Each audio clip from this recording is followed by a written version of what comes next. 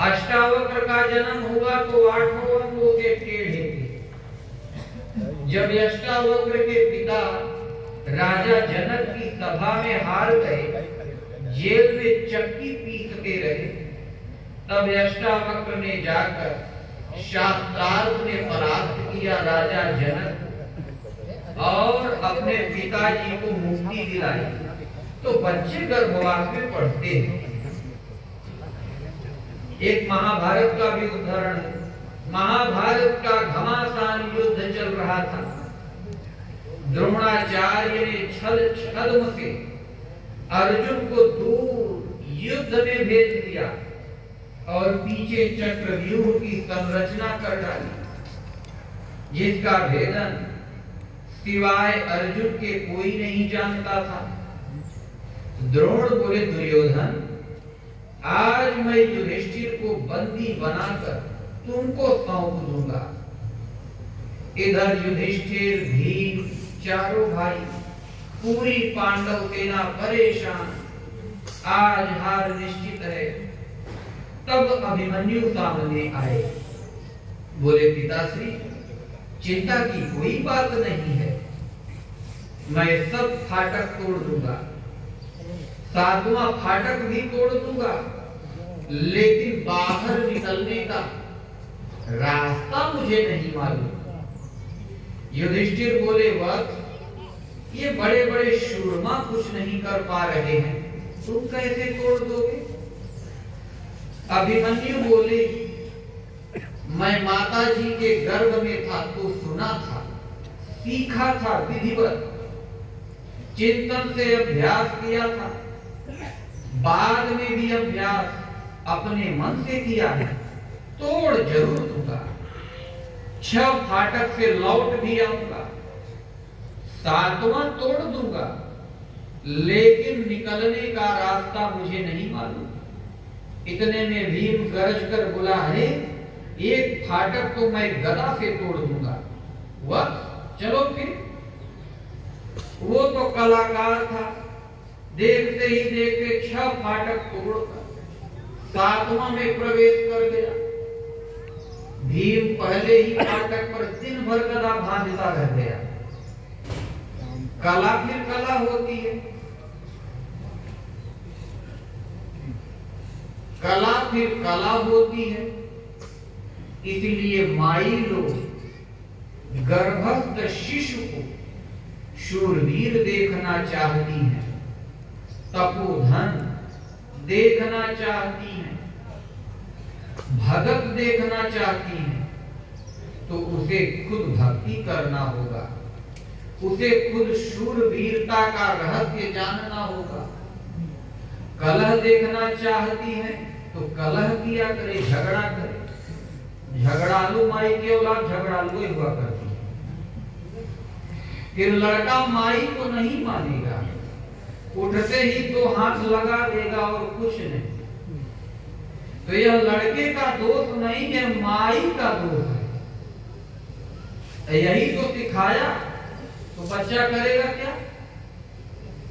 तो जब प्रहलाद हिरण्यकशिप और कयाधु के साथ वापस आए, तो प्रहलाद सब बच्चों के साथ मिलकर भगवान का संकीर्तन करने लगे। यह देख हिरण्यकशिप नाराज हो गया। उसने हरि नाम जपने को, संकीर्तन करने को रोक लगा दी। बोला, मैं ही भगवान हूं, विष्णु मेरा शत्रु है, उसका नाम नहीं लेना है।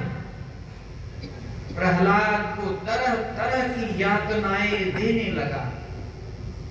धीरे धीरे जब नहीं माने प्रहलाद जी, तब हाथियों से कुचलवाया, पहाड़ से गिरवाया, गुरुओं से कहा इसके मुख से भगवान का नाम न निकले। तो गुरु शुक्राचार्य के 2 पुत्र थे, संड और अमर। शुक्राचार्य बोले हिरण्यकशिप से, असुरेश्वर, हम मार डालेंगे इसको। एक यक्षिणी पैदा कर दिया। प्रहलाद के पास कोई मंत्र तंत्र नहीं, केवल भगवान में श्रद्धा और भगवान का नाम सुमिरन करते रहे। भगवान की कृपा से चक्र चला और यक्षिणी भागी, संड और अमर्क को ही मार डाला। प्रहलाद बोले, वाह रे गुरु के हत्यारे प्रहलाद। प्रहलाद ने भगवान की स्तुति की। बोले, प्रभु गुरु हत्या का कलंक हमारे सिर पर रहेगा तो भगवान की दया से दोनों गुरुपुत्र जिंदा हो गए। अब शुक्राचार्य दौड़ पड़े, बोले, बेटा अमर, बेटा सन। लेकिन पुत्रों ने कहा, पिताजी हम आपके बेटे नहीं हैं। वे दोनों प्रहलाद जी के चेला हो गए। तब भी शुक्राचार्य माने नहीं, कट्टर रहे, दांव पेच बताते चले गए। हिरण्यकशिप की बहन थी सिंधिका, जिसे बाद में होलिका कहते हैं। वह बोली, मैं अग्नि प्रूफ हूं, आग में बैठ जाऊंगी, मैं बच जाऊंगी और प्रहलाद मर जाएगा। प्रहलाद को गोद में लेकर वह आग में बैठ गई। प्रहलाद बैठकर अपना भजन करने लगा। अग्नि प्रूफ होलिका खुद जलकर राख हो गई और प्रहलाद का बाल भी बांका नहीं हुआ। वही तिथि है आज, होलिका जल गई होली। अंत में हताश होकर हिरण्यकशिप बहुत नाराज हुआ। बोला, बोल कहां है तेरा भगवान? प्रहलाद जी बोले, पिताजी आप में भी हैं, इन असुरों में भी हैं, इस महल में भी हैं, कहां नहीं है भगवान? तो असुर राज बोले, तब असुरों के शत्रु क्यों हैं? प्रहलाद बोले, भगवान किसी का शत्रु नहीं है। आप सुमिरन कीजिए, भगवान का नाम तो लीजिए। हिरण्यकशिप बोला, उस दुष्ट को मैं ललकारता हूं। प्रहलाद बोले, यही आपकी भूल है पिताजी। हिरण्यकशिप ने लोहे का खंभा दहकता हुआ अग्नि से लाल कर दिया और बोला, क्या इस खंभे में तुम्हारा भगवान है? प्रहलाद बोले, हाँ हमारे भगवान कण कण में है। तब हिरण्यकशिप बोला, पकड़ इस खंभे को मेरे सामने। प्रहलाद बच्चा ही तो था, थोड़ा सा शंकित हुआ। तब उसको खंभे पर चढ़ती हुई एक चींटी दिखाई पड़ी।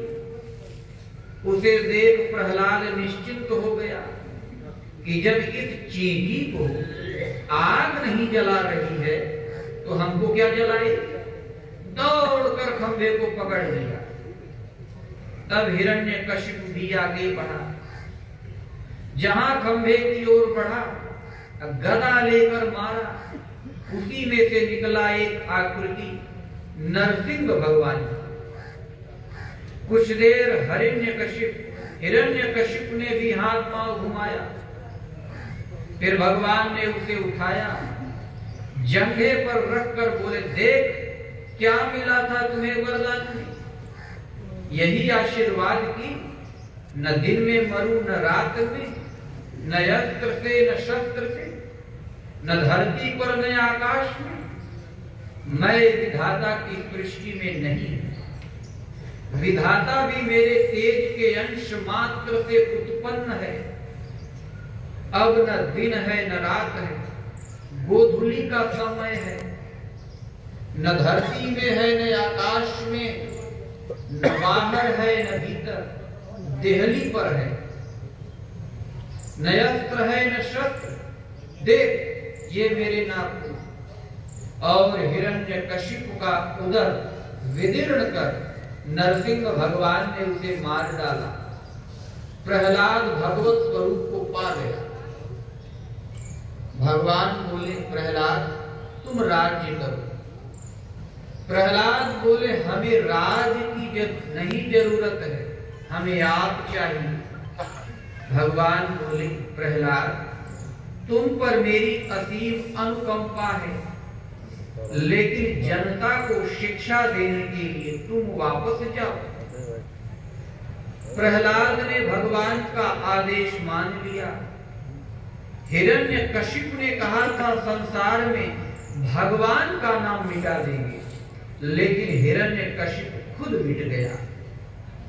आसुरी वृत्ति मिट गई और सर्वत्र हरि नाम की लहर छा गई।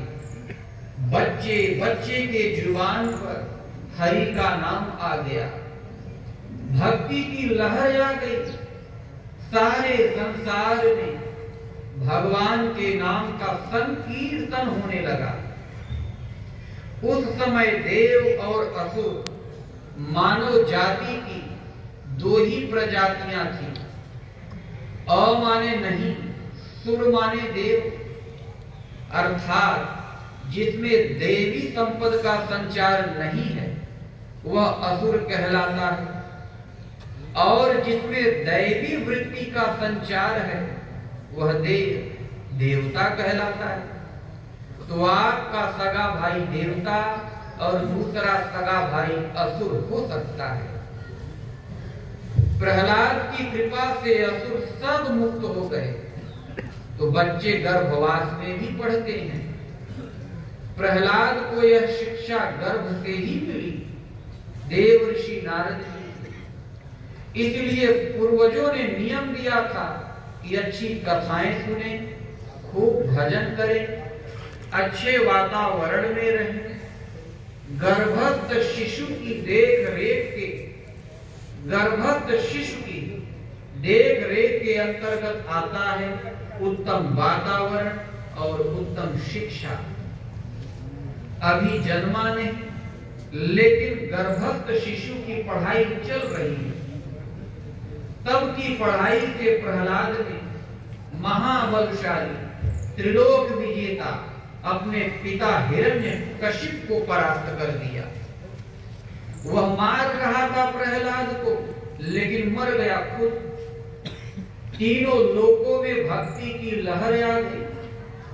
होलिका एकदम दग्ध हो गई। सबने खुशियां मनाई, अबीर गुलाल उड़ने लगे, उत्तम भोजन किया और भक्ति की लहर आ गई। पूरा विश्व भक्तिमय हो गया था। आज वही दिन है होली, इसलिए सबको भक्ति करना चाहिए। यह उदंडता करने का दिन नहीं है। प्रहलाद ने कैसे विजय पाई थी? उन्होंने भक्ति के प्रभाव से विजय पाई थी, कीचड़ फेंक कर नहीं पाई थी।